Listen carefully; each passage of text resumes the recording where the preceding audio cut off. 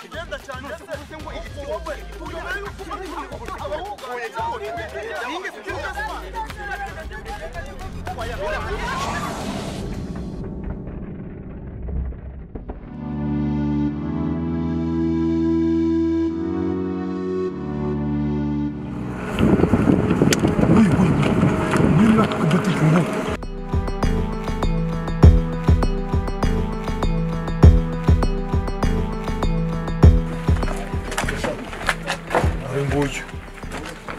guma ako burasafa nta sone biteretse mitsinyira amafaranga yacu gusa umwabyira ko nakangaka nako bakanguriye no kuri kw'Imana rega mwabantu mwari Imana bibazo mfite ntawe ni Imana nyina yabirangiza umva rero nkubwire urabizi neza ko wafashe amafaranga y'umusheto aho kugira utwishyure ugatangira kutwihishahisha ubu ngubu rero twagufashe ugomba kuyatwishyura ariko reka mbabwiza ukuri Kalisa nawe Mico muri abantu b'abagabo ngenda bizera muri n'inshuti zanjye rwose sinumva kurirwa mbabeshanga ngewe mu munsi umwe ngendangezanye namwe mbaha amafaranga yanyu ariko ibibazo birangira hanga ariko nge ntabwo nakigonja gushwana namwe umva ntabyo umunsi umwe tuguhaye icyo cyo turavanga duhaye amafaranga yacu ugira se nturava hano yaduhaye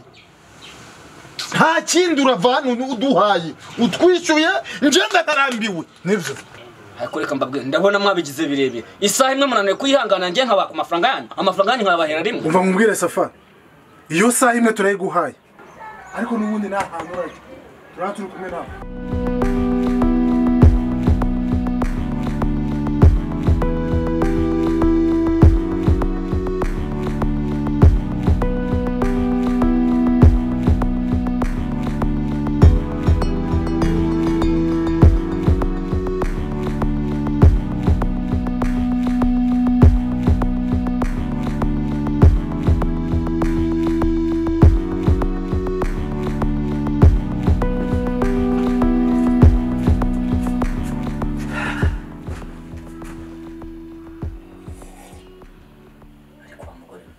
uri muzima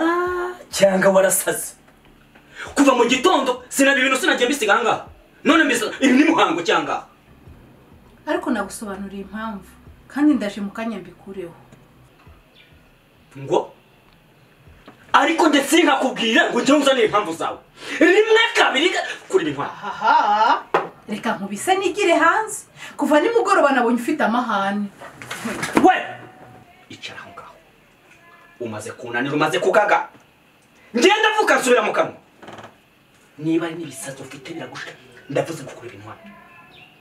ariko se kwandura byonyine byo gukora muri amashuri ubona njyewe ariko Safa buriya kuko unshaka wiki ngenda kuranigira iwacu aho gihora unkubita aho nahereye genda n'ubundi ntacyo wari umariye genda ntacyo wari umariye wagira ngo agira ikintu na kimwe nakwicuza aha ngaha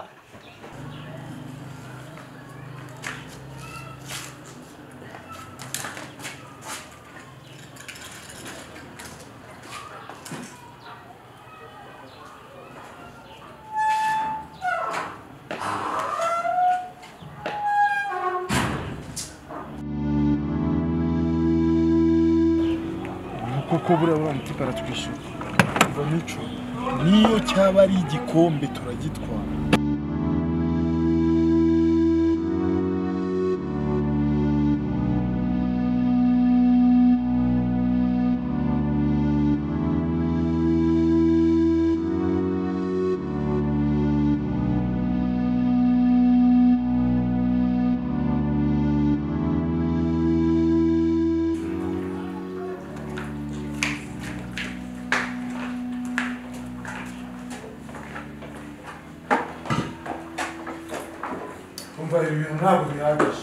na televiziyo n'amatera ntabwo tubisiga ndavuze ngo nta kintu na kimwe mukura hano funga umunwa ibi byose ni byabyihaye nta bitwikurano bya birimo hano